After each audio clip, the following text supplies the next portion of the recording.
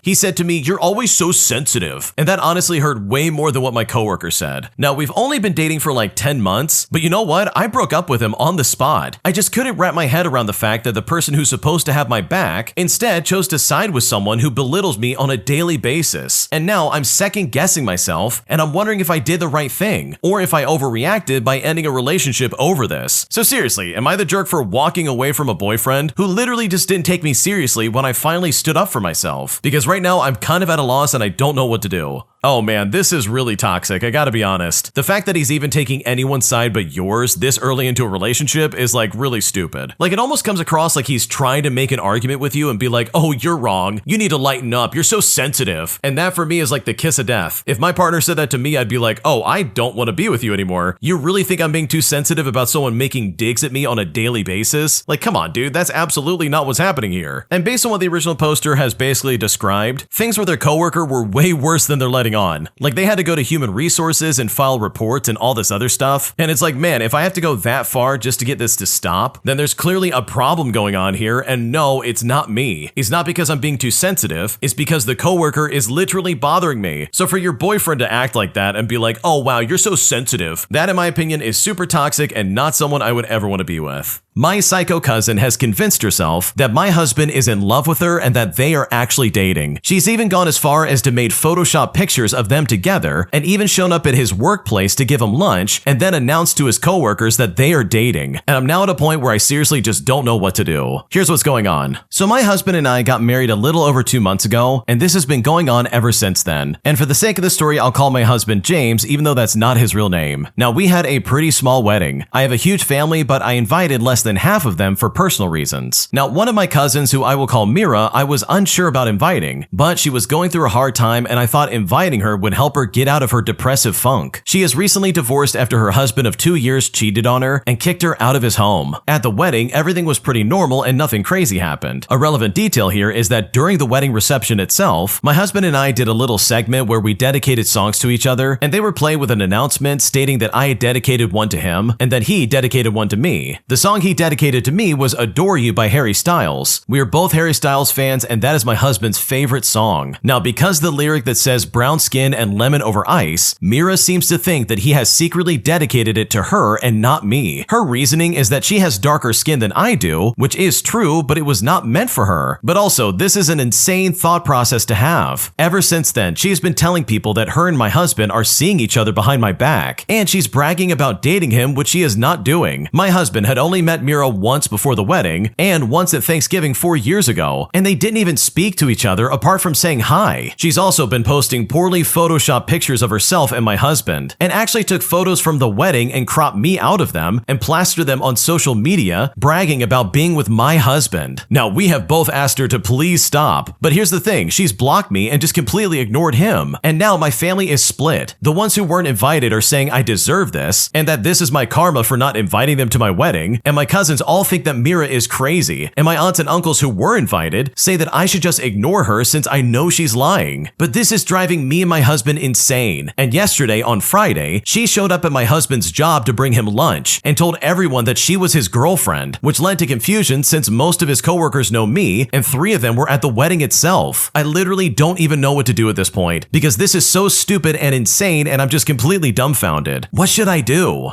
Oh my gosh, this is some crazy behavior. Like seriously, I think there might be something wrong with this lady because she has seriously convinced herself that, oh yeah, I'm dating your husband. We've been seeing each other and this is meant to be. And it's like, what are you talking about? This is so blatantly untrue, it's not even funny. Like I know if I was in your shoes, I would probably get a lawyer and be like, okay, you can either stop the easy way or the hard way because this sounds really sketchy and really scary in my opinion, especially the part about her showing up at your husband's work. Like dude, that is not okay and that is not something I would ever let slide. So like for me, I would get a lawyer and probably a restraining order because this is a serious matter that definitely needs to be figured out sooner than later. Like your cousin doesn't sound mentally well and they really just seem like they need some help, but that is not your responsibility to figure out at all. She's completely delusional and trying to pretend like this is some kind of thing when it's definitely not. And just to touch on the extended family, by the way, anybody who's seriously trying to sit there and be like, oh, well, this is your karma. This is what you get for not allowing us to be at your wedding. Like anybody who's actually saying that, first off, I can see why you were not invited to the wedding, but also it's funny because you're not denying the fact that this lady is completely full of it. She's out of her mind crazy and you're still acknowledging, oh, well, you deserve this. You deserve all the trouble that she's gonna give you. But not once has anybody ever been like, oh yeah, this is true. She really is dating James. I knew it. It's like, no, everybody knows this lady's crazy. So seriously, I really hope you do something about it and I hope some kind of solution comes about because this sounds incredibly scary and I just don't think this is something you should ever ignore. If you like Am I the Jerk, you're probably going to love Am I the Genius. Check it out, link down below in the description. Also, go to amithejerk.com/submit if you would like to submit your own stories. An entitled Karen views my apartment that I'm moving out of and literally complains the entire time, as she says all these horrible things about my living space, despite the fact that what she's going to be moving into is quite literally a dream, marking this as one of the most annoying situations I was ever forced in my entire life. Here's what happened. Okay, to start things out, I recently moved out of a rented flat and into a townhouse. It belongs to a social public housing association, and it's mandatory for the current or former tenant to show the apartment on a specific date and time. The housing association department in this area consists of both apartment complexes and townhouses. And yes, this will be relevant later on. Needless to say, the townhouses are much more desired than the flats, but they are harder to get into. That being said, it definitely was a nice and cozy flat with a park view, which makes this woman's behavior even more outrageous and entitled. This woman was the only one who showed up for the viewing, which is not entirely unexpected, but unfortunately for me, that meant that she was free to demand my entire attention for the better part of an hour. I still had more than a month to go before moving at the time, so it was a fully furnished, clean, and cozy place, because I am not having no people around in a dirty flat, just to try and set some expectations. Well, right away she starts wrinkling her nose and saying stuff along the lines of, I mean, this is not exactly a nice place, am I right? As if she was expecting me to nod my head furiously in agreement, cause it's like I'm the only one that lives here and she's aware of this. She kept complaining about having been cheated out of a townhouse because she used to live in one of those. And I don't know exactly how she was supposed to have been cheated because I wasn't really listening, since I really just don't care in the least. But she brought it up 4 times, like, lady, why are you telling me this? I'm just here to show you the place. I don't even care if you take it or not, because I've got no stakes in whatever happens with it after I move out. She complained multiple times that she absolutely had no choice but to accept this flat, because apparently they cheated her, and if she wouldn't take it, she would have to be on the streets. Yet she kept snapping pictures and doing these stupid 360-degree videos of every single room, like I had to constantly hide from her camera angle. But I'm thinking to myself, if you already know you're taking the flat, then why are you doing this? And even still, she would not let up about how this was so below her standards. Like, never have I ever had my house insulted to this degree. Oh my god, look how small the bathroom is. Oh, the view. Which, by the way, the view is the opposite side of the park, which is a big road. Oh my god, the room has an unconventional shape. How am I ever gonna furnish this? This is a nice big area in a big city. It's got an excellent location. There's easy access to shops, public transportation, and everything. Also, with just 10 minutes on a bus, and guess what? You're downtown. Plus, the flats are in great condition as well. You even get a large balcony to go with that park view. Like, how spoiled can you possibly be? The moment she sees my bathroom, her eyes lock onto some obviously rusted color. Well, you guessed it, rust stains near the joints of the white piping on the ceiling. She is clearly having a confidentially incorrect moment because she points at it sharply and goes, "That's mold." But I tell her, no, that's just rust. And she only sniffs quietly in disdain. I know it sounds like I'm making this crap up dramatically, but I swear to God, she actually did this. Surprisingly, she didn't try to argue or disagree because I guess she just wasn't that confident after all. Fortunately, the showing was scheduled for only 1 hour, so she had to leave. But it felt like much longer with all the moaning, complaining, and rudeness. Not to mention her saying, "Oh, I was cheated out of a townhouse," and her taking pictures just about every inch of my place. And I'm not gonna lie, I feel a bit weird about some random woman having an abundance of pictures and videos of my old flat on their phone. And while I didn't care in the least about what some stranger thought of my place, the lack of manners for me was just completely baffling.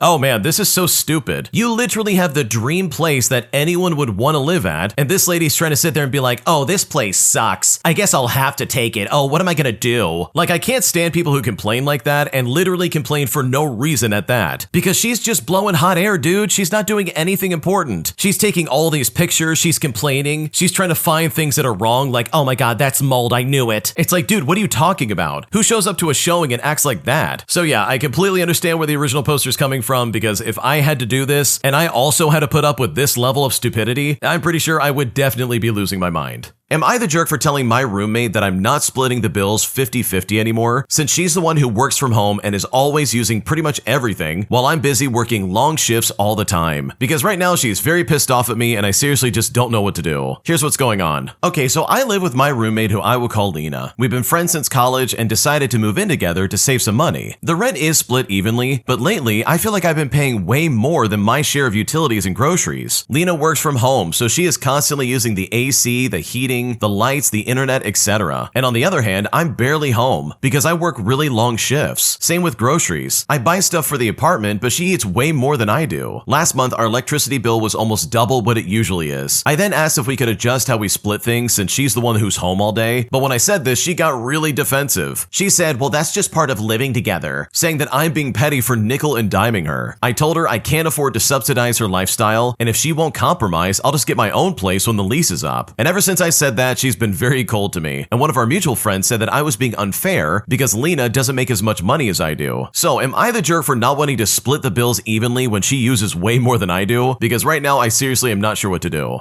Okay, in my opinion, I don't think you're being unfair here because from the sounds of it, you're barely home. And also, a lot of people in the comment section of this post pretty much said the same thing that I did, and that is that the grocery situation can easily be fixed. Like, just buy your own stuff, buy stuff specifically for you, and literally split that up between the two of you, and then that will pretty much cover everything. But when it comes to everything else with like the utilities, in my opinion, this is probably not going to get better. Like, it really does sound like Lena doesn't want to do anything different, and she just wants you paying 50% of it, despite the fact that she's probably using like 70% of everything. But regardless, no, you are definitely not the jerk. You're asking for something reasonable since she is the one who's here all day and you're not. And the fact that she's acting like this, in my opinion, is super toxic. My coworkers are constantly conspiring against me as they are some of the greediest people I've ever met in my life, as they've consistently caused me to lose hours and days of work, all because they say they're doing a better job than me. And right now, I don't know what to do. Here's what's going on. Okay, so I can never really get into the hotel or restaurant cliques, but this place is one of the worst places I've ever worked at. I'm stuck here in a way and I haven't found anything else that pays more, which is right where all of this really begins. Now, I just worked setting up the complimentary breakfast buffet for the guests. I've been there for like 2 years and honestly, I was getting gratuity and it was good money. And I mean, let's be honest, definitely overpaying for something like a buffet. Last year, someone quit and they hired this older lady, and wouldn't you guess it, they didn't want me to train her, and they tried to make my work life a nightmare by always arguing because she wanted things done her way. But here's the thing, she's really good at work politics and got the management on her side. And she mainly did this so that she could have more hours than me, and guess what? She succeeded. Well, later on, another coworker quit, and they hired another person, and we got a new management company entirely. But it went even more downhill. I only make half of what I used to make with more drama. The new coworker has also been similar to her, trying to act like a boss and backstabbing me. In fact, him and the other coworker tag teamed together and told management they do way more than I do. And of course, right to my face, that coworker acts nice. My hours decreased, but I just simply stopped caring because I'm in school. But he didn't stop complaining. For example, I told management that I will have to leave for class earlier twice a week. Management was okay with that, but my coworker complained. He basically said, oh, I don't think it's fair to get the same amount of gratuity if she leaves early. And mind you, he literally comes in late all of the time. So I lost another day of work. He's also been telling management that it has been slow and they should schedule solo shifts. Well, they didn't yet, and the new schedule was posted and he was pissed off. He then said, I live too far and it's not fair to come all the way here for $40 of gratuity. And by the way, if you can't guess already, they are both just so greedy. Like, they will grab the tip jar and split more their way. Management doesn't seem to care. There is zero communication in our section because they just don't make any money. And I seriously feel like I'm stuck between a rock and a hard place because right now I don't know what to do.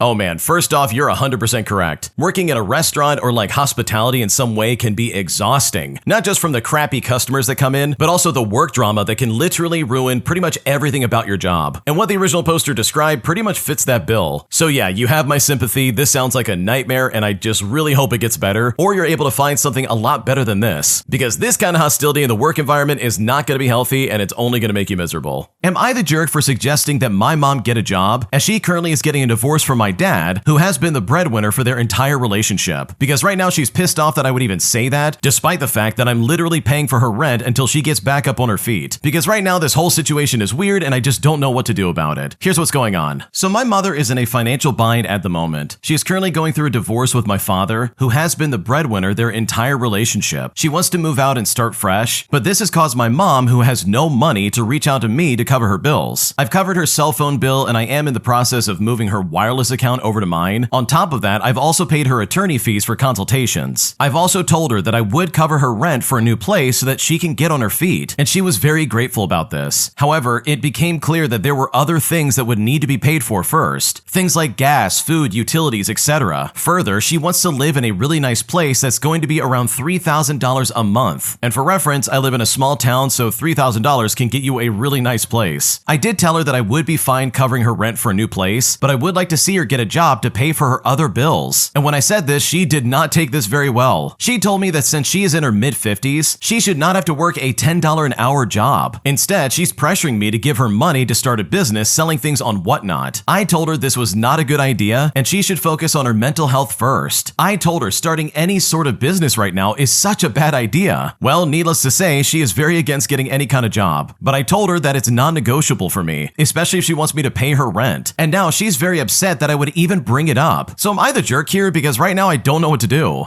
Okay, no, you're definitely not the jerk. You are quite literally financially supporting her at the moment. For her to sit there and be like, oh, I don't want a job. You should give me money so I can start a business. That's what I should do. Like, that's some delusional talk if I've ever heard it, because holy crap, this lady needs to be employed. She needs to provide for herself because this is just not going to work otherwise. And it really is alarming that she's trying to be like, oh my God, I can't believe you would bring up the fact that I need to get a job. But it's like, lady, I am literally paying for your life. This is not a permanent engagement and it's not going to be something you can rely on for the rest of your life. Like, don't get me wrong, going through a divorce like that has gotta suck, but you still have a personal responsibility to stand up and get started on rebuilding your life, man. So no, you're not the jerk for suggesting this because this is something that needs to happen, whether your mom likes it or not. A group of entitled Karens ruined our guided tour while we were in Belize, as they stole away an experience that my mom, who has cancer, was really looking forward to. And I'm honestly still so pissed off about this anytime I think about it. Here's what happened. To start things off, my family loves to travel. We try to go somewhere together at least once a year, and we bring along the grandparents, the parents, kids, pretty much everyone you can think of. Well, a couple of years ago, my mom and I started planning a trip to Belize, somewhere that she's wanted to go for a long time. Shortly thereafter, she got diagnosed with stage 4 cancer. Throughout treatment, planning this trip kept her going. I mean, this is an amazing experience that she'd get to have at the end. A once-in-a-lifetime trip. We went this past spring and did all the things my mom wanted to do. We snorkeled the Blue Hole, we saw Mayan ruins, we went cave tubing, but only at places that could accommodate my mom. On the last leg of our trip, we stayed at a remote lodge in the middle of a 500,000+ acre of wildlife preserve. It's famous for bird watching and big cat sightings, including jaguars, ocelots, and pumas. They offer guided night and early morning walks, since those are the best times to see the cats. And this is a bunch of small groups only for everybody's safety, and there's paperwork on top of that. Now, that worked out well for my mom because she has to go slowly and can't really keep up with big groups. Well, the first day we got there, we scheduled a night walk for our family, and we had enough people so that the group was pretty much full. During dinner, the activities coordinator came by and gave us the details for the walk. They told us what to wear, what to bring, where and when to meet, etc. Well, some tipsy woman at the table next to us overheard it and told him that they wanted to come along as well. He explained that they only had one guide for tonight and the group was full, and plus there was paperwork to fill out. But to try and make up for it, he offered them a walk the following night. He also told them the cost of it because this stuff is not free. Well, these Karens pushed more, but he just kept saying no. Now, finally he left, and we honestly thought that was the end of it, but of course not, because things get way worse from here on out. We show up at the place and time only to discover the drunk Karen from the next table, wearing our equipment and chatting with our guide. They had shown up first, claimed they booked the tour, and had taken over. Now, we are normally pretty chill people, and we travel a lot. I mean, we've seen some crazy things, but my God, this one was over the top. They absolutely hijacked something special we had planned for my mom. Now, things had gotten a little bit heated since they had been told no. They hadn't done the paperwork or paid, but they simply wouldn't leave. And the poor guide had no idea what was going on. The activities coordinator was nowhere to be found, and the kitchen staff had to go find the property manager to sort everything out. Since they refused to leave, we got a different guide, but only had half the equipment that was needed. The women were loud because they were drunk, so our guide tried to avoid running into them on the trails, but no one saw any big cats that night. We did end up seeing a puma a couple of nights later, after these women had thankfully left, but even the cats couldn't abide them. But But seriously though, who would honestly mess with an obvious cancer patient, especially one who's just trying to enjoy their dream vacation? Yeah, that is super messed up. Imagine stealing a cancer patient's once-in-a-lifetime moment. Like, that is so low, it's just so disgusting. And it's so bad because those Karens came in there thinking they could hijack this trip and be like, oh yeah, this is us. We're gonna take over from here, thank you. But it's like, dude, what are we on about? So yeah, I'm so sorry this happened. Those Karens were completely out of line, and the fact that they stole this from your mom and pretty much ruined it is, in my opinion, completely unacceptable. Today, I was unintentionally put in a double date situation, despite the fact that I am literally already in a relationship. And now my friend is pissed off at me after I decided to walk out of this double date because I am literally in a relationship and I'm not looking to date anybody else. But I'm now wondering if I'm overreacting because right now I feel like I just don't know what to do. Here's how it happened. Okay, so my friend invited me to hang out and have lunch together, and I honestly thought it was just gonna be us. But when I arrived, I saw 2 other people there, and after a while, my friend introduced me and I realized that this was actually a double date. During lunch, the person who was supposed to be my date asked me about my life. I told them honestly that I'm working and that I've been dating someone amazing for about 6 months. I also mentioned our dog and all this other stuff. My friend then suddenly cut me off and asked me to step outside. Once I was outside, they got upset and told me to read the room, and we ended up in a heated argument. I then went back inside and I told the other 2 that my friend never told me it was a double date and that I thought we were just having lunch. I explained that I'm not single and that I'm already in a relationship.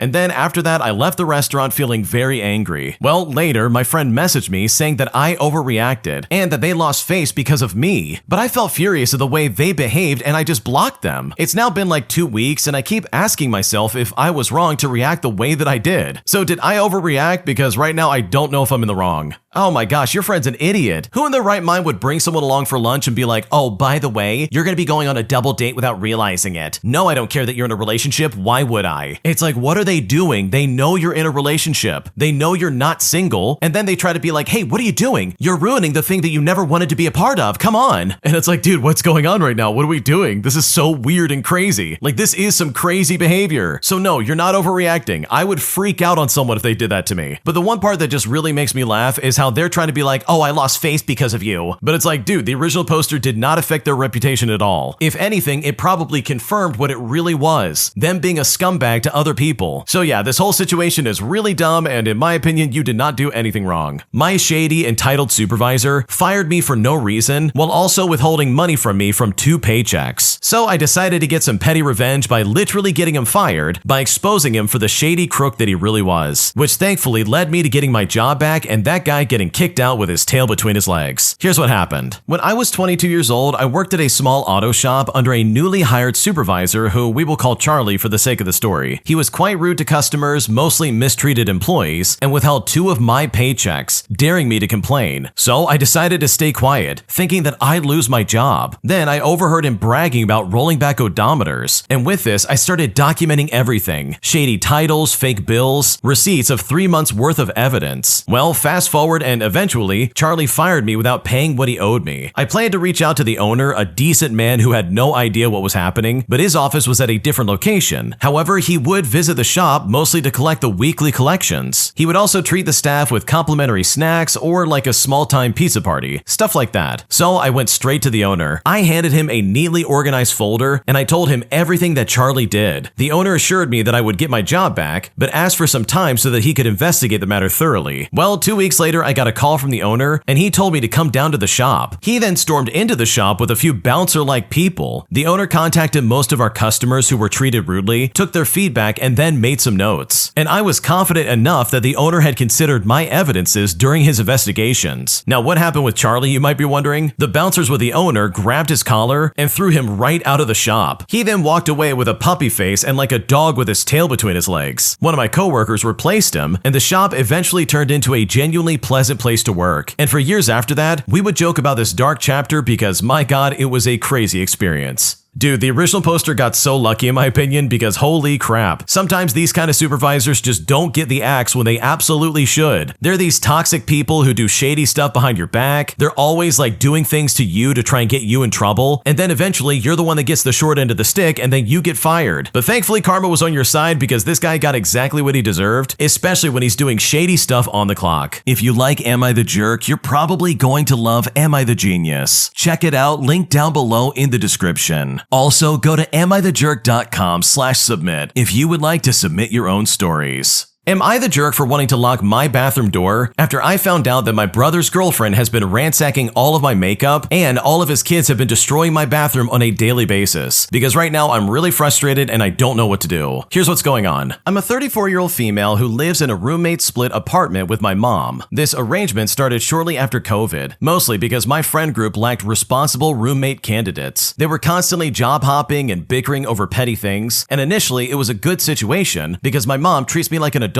She respects my boundaries and acted as a roommate in every sense. However, this year, my brother fell on hard times and had to move in with us, along with his girlfriend and several young children. This was supposed to be a temporary arrangement, but it's now been 6 months and I just don't see an end to it. The living space is cramped, but for the most part, everyone respects my personal space except for his girlfriend. She regularly uses my products and leaves them empty without replacing them. She also leaves a mess in my bathroom and lets their kids play in the bathroom unsupervised. The one thing that drives me the most crazy is that she uses the last of the toilet paper, and instead of replacing the roll, she uses non-flushable wipes in my toilet. And this has caused the toilet to overflow at least 4 times since they've been here. Now, to make matters worse, the trash is never taken out, even when she constantly puts sanitary products in it. I've tried being nice and asking for my space and to be respected, but she doesn't listen. I've tried being less nice, but that hasn't worked either. I've even tried removing products from the bathroom, but I don't have enough space, and I don't think it's fair to have to operate like I'm living in a dorm in a space I'm splitting the bills for, especially since someone who's offered no contribution is still causing problems. So is it wrong that I now want to put a lock on my bathroom door? The original reason I tried to avoid this situation was the number of people in my house, but it's getting to the point where every time I go to my bathroom, another product is empty, another mess is left, and multiple limited edition makeup palettes have all been pretty much ruined. And not once has there been any offer to replace anything. I work 2 jobs and I regularly come back to my bathroom to find it destroyed. So would I be the jerk if I put a lock on it? Because right now I don't know what to do. Yeah, this sounds super obnoxious. I would hate being in this kind of situation, especially when you consider the fact that you're helping them out. You're literally allowing them to live in your space and they're taking advantage of you. So first of all, I would definitely try to figure out how long they're going to be living there for and when they're basically going to be leaving. Like, it's been 6 months and I think it might be time for them to move on and find a better space because you guys cannot be expected to accommodate what they've got going on. But also, if I was in your shoes, I absolutely would be like, okay, I'm putting a lock on this door until further notice, because the way they're acting, in my opinion, is completely out of line and you do not deserve to put up with this for a second. Am I the jerk for planning an international travel without my children, explaining to them that they can't go with me because they chose to have custody with their mom instead of being with me? Because right now I'm not sure if I'm in the wrong and I just don't know what to do. Here's what's going on. Okay, so here's the reality. I have 2 kids and they're now 14 and 16 years old, and I've had 50% custody ever since I got divorced up until a few months ago. 4 years ago, my ex-wife got remarried and her husband advised her to start a custody dispute. I spent $165,000, which was basically my entire life savings, fighting for 4 years. For the record, my ex-wife's father is wealthy and paid all her legal fees, and this will come into play later on. The older child told the court-appointed therapist, I want to live with my mom and only see my dad every other weekend, and the younger one just said they wanted to do 50% custody. But the younger one suddenly changed their minds and said, oh, maybe 70% with my mom. I just want court stuff to be over with. I went to trial, my attorney fought like crazy, but the judge said, well, given the child's age, their preference will take precedent, and we won't split them up as it will break their sibling bond. Well, my wife and I have been planning some travel with some of her friends, as well as her sister and their husbands. It includes 9 days in Spain and France. They picked the dates and we got tickets. The kids then found out about it and have been asking me, we want to go, why can't we go as well? But I told my children, look, this is something that we planned, we saved for it. They then asked me if it was an adult-only trip, and I told them that it was not, and that their 15-year-old cousin was also coming. They said it was not fair we couldn't take them, as they know that we can afford it, and that it would be their only chance to travel internationally. But I told them, look, you're adults now. You chose to spend the majority of your time with your mother, and you got what you wanted. But choices have consequences, and one of them is that you don't get to join me on things like this. Well, they're now both very upset, and my younger one said, well, you're just mad that we had more fun at mom's house. I'm afraid I might be the jerk here, but I'm happy to be wrong. But my gut is telling me what I'm doing is fair, but even still, I simply don't know what to do.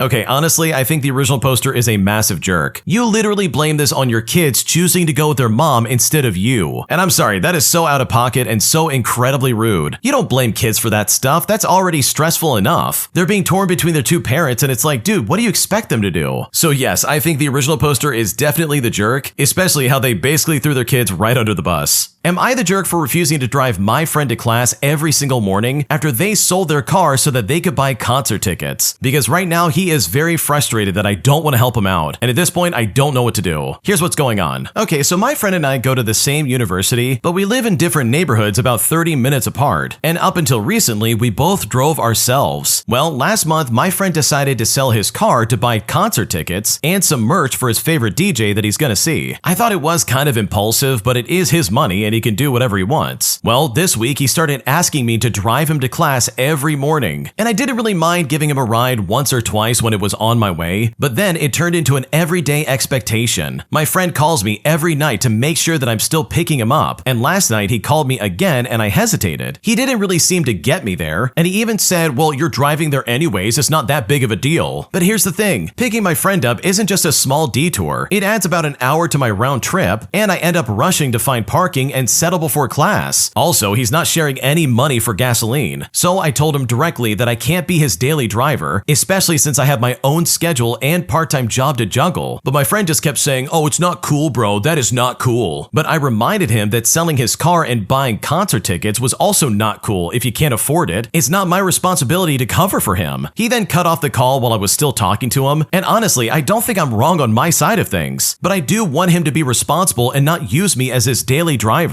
So am I the jerk here? Because I am incredibly frustrated right now. Okay, I think it's pretty obvious, but no, of course you're not the jerk. This guy's out of his mind. You mean to tell me that this guy sold his car to get concert tickets, and now he's trying to be like, you need to drive me to and from class, please? It's like, no, dude, that's not my responsibility. Why should I have to do that? Like, that is so crazy in my opinion. So no, you are not the jerk, and your friend is a complete idiot. And the fact that they thought this was a good idea speaks volumes about their intelligence. Am I the jerk for paying for my dog's surgery instead of using that money to help my girlfriend's sister with her rent? Because right now my girlfriend is chewing me out over this, and I honestly just don't know what to do. Okay, so I have a dog that's on the older side at about 9 years old, and a few weeks ago it lost the use of its back legs. I had to get surgery for him because I was not going to be putting him down. All in all, it came out to be about $9,000, all of which I had to pay out of pocket for. Now this wasn't a huge problem because I have plenty saved up, and in general I am pretty well off. But here's the real issue that's going on. My girlfriend's sister has been struggling with rent. Apparently she's been behind by a few months, and she's panicking about being kicked out. When my girlfriend found out that I had paid for the surgery, she got really upset with me. She then called me selfish. Her words were along the lines of, you would spend $8 grand on a dog, but you won't even help my sister keep a roof over her head? Ever since then, my girlfriend has been pissed off with me and keeps calling me cheap and selfish for not helping her sister. I feel like I shouldn't have to suffer for another person's poor life choices. The reason her sister is in this predicament is because her relationship fell apart and she's living in a place that she can't afford. Further to that, I own a 4-bedroom home, and my girlfriend suggested that her sister move in with us, but I simply refused that. So seriously, am I the jerk here? Because I don't know what to do or what to make of this situation.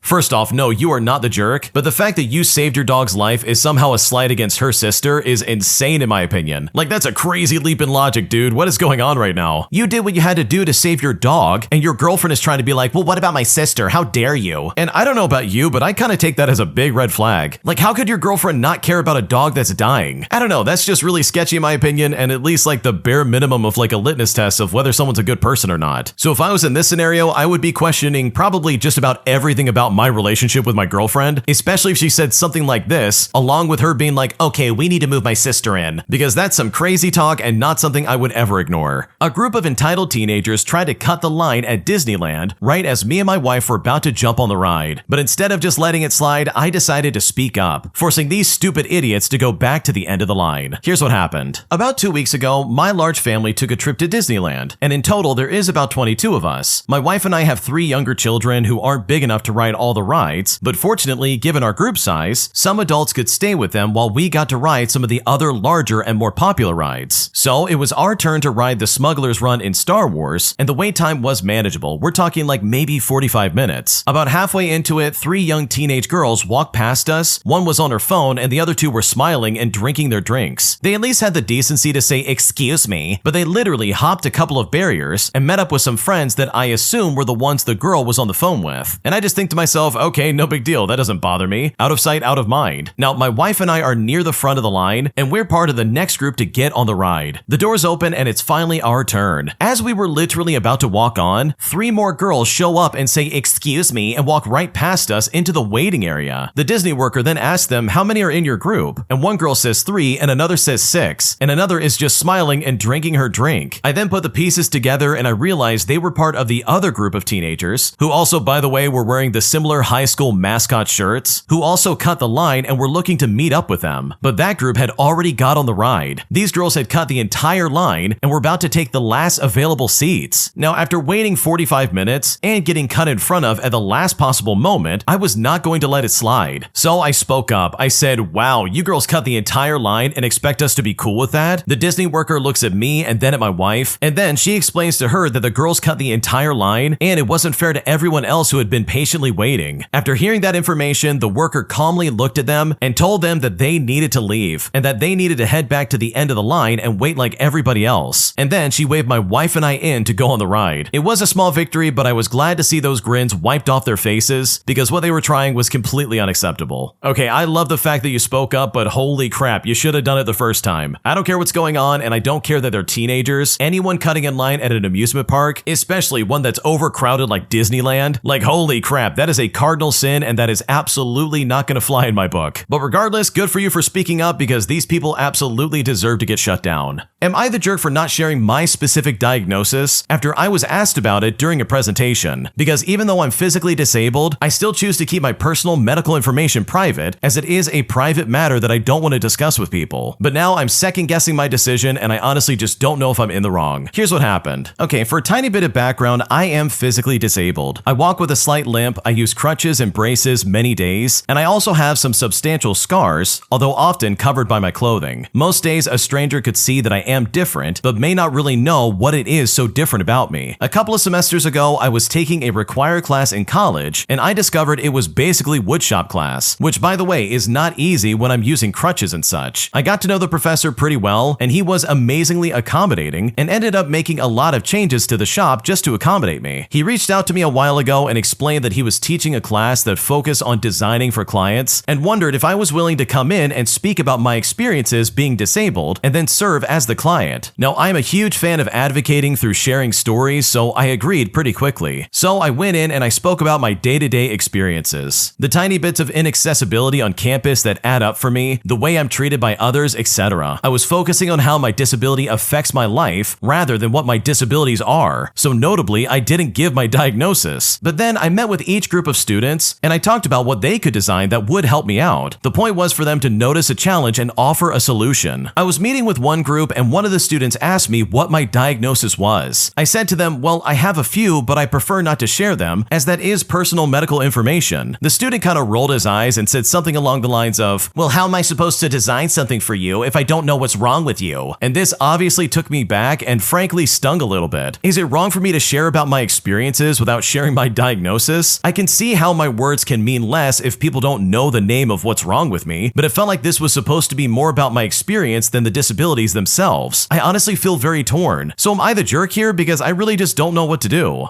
No, you're not the jerk here. This is so insensitive. This guy was completely out of line asking that, and his reasoning behind it was just really intrusive. You can still help someone who has like disabilities and like movement issues without getting into the specifics that, yeah, are incredibly personal. So no, the original poster is not a jerk because this guy was completely out of line. Am I the jerk for not giving a stray cat back to the original owner after I found it and took care of it for the past 9 months? Because right now, I'm not sure if I'm making a mistake. Here's what's going on. Okay, so a feral cat colony lives in my neighborhood, and I often trap them to be spayed and neutered. In December of 2024, I trapped an adult tuxedo cat. I was planning on neutering it and releasing him, but he was so loving. I brought him inside for a flea bath, and he would not stop hugging me, like literally putting both arms around my neck. After taking him to the vet, I saw he wasn't neutered or microchipped and had tapeworms as well. I assumed he was a friendly stray who lived in the colony, and I just decided to keep him. Well, fast forward 9 months, and a friend sent me a Facebook post on a local community page of a woman claiming that she was missing her cat. A picture showed a male tuxedo, and she even said that he loved to give hugs. And when I saw that, I knew it was him, because he has a distinct white spot in the middle of his forehead. And when I saw this, I was shocked. She said she knew it was a long shot since he went missing in December, but she was not aware of the Lost Pet Facebook page page, only the local shelter, who was not much help since he never made it there, because instead he made it to my house. I feel so guilty because she is probably thinking the worst happened to him, and I wish I could tell her that he's safe, but I know if I did, she would want him back. My friend thinks that giving him back is the right thing to do, but he has the best home with me and has bonded with my cats and I. In the lady's post, she said her 4-year-old daughter misses him and that he was their beloved outdoor and indoor cat. I truly feel bad for the owner's daughter. However, the woman does not sound like a good cat owner. It is not legal in our city to let our cats roam, and on top of that, it's extremely dangerous for them. Also, he was in bad condition and not neutered at all, so I think it's very irresponsible that she was letting him outside just to reproduce and expand the colony near our homes. He is just so happy with me, and I would hate for him to end up missing or pass away as a part-time outdoor cat. So am I the jerk here for pretending like I never saw the post in the first place? Because right now I don't know what to do. Okay, honestly, I don't think the original poster is a jerk at all. It sucks for the kid, sure, but that lady on Facebook is clearly not a good pet owner. She was letting the cat roam free in the neighborhood without like neutering it first, and that's completely irresponsible. Like, that's how you run into a situation where it's like, oh, there's a colony of cats in the area. That's not healthy for anybody, and it's just gonna get other animals sick. So no, you're not the jerk. I think in my opinion you should keep the cat because clearly you're a way better owner than this other lady. An entitled Karen tries to make her own line, all because she doesn't want to wait in the main line for all of us to get our travel visas for our passports, resulting in several people having their days ruined, all because this Karen tried to do something that was, in essence, incredibly dumb. Here's what happened. Okay, so this morning I was in line at a consult for a travel visa, and you had to show up with all your paperwork and wait in line pretty much forever. If all your paperwork is in order, you leave your passport and all your documents with them for processing and come back when it's ready to be picked up with a visa added. Now, I was advised to show up early because the line is insanely long and it moves very slowly, so I got there an hour before it opened and there was still like 10 people or so ahead of me. About a half hour before opening time, a woman approached me, she looked at the line, which at this point extended around the block, and then stood next to the first person in line. About 10 minutes later, someone walked up and asked her if she was in the pickup line, and she said yes. So the second person lined up behind her. A few more people trickled in and asked if it was the pickup line, and a couple of other people overheard and got out of the main line just to stand behind her in the pickup line, which by the way, I'm pretty sure is not even real. At 9:30 sharp, when the guard came out, he took one look at the second line and said, "One line, people." Now, if the first woman had stood in line when she arrived, rather than deciding that she could make her own line, she would have been like the 30th person in line. But when the guard sent her back to the end of the line, it was already 100 people deep. So I gotta be honest, that was really enjoyable to watch. But I do feel bad for the poor people who assumed the pickup line was a real thing and stood behind her and just lost their spot in the real line, because this entitled Karen's fake line literally ruined a lot of people's days, but unfortunately, I really enjoyed watching it happen. Oh man, that's so weird. Like, first of all, you've got to know that you're going to be standing there pretty much forever if you're going to get like a visa, or if it's going to involve anything with your passport. Like, holy crap, it'll take you the rest of your life just to get that figured out. And while I've never gone through that kind of experience myself, I could say that I've gone through the DMV more than my fair share of times, and that alone was a nightmare to deal with. So I can only imagine it was probably similar to that, if not just a little bit worse. So yeah, this Karen caused a lot of people to have problems, and that could have been avoided if they were simply patient and waited in line like everybody else. Thanks for watching. Subscribe down below if you haven't already, and also please subscribe to Am I the Genius. I think you're gonna love what they're making over there. It's a great channel and you should definitely check it out. Everything will be linked down below in the description. Thanks for watching. We'll see you in the next one.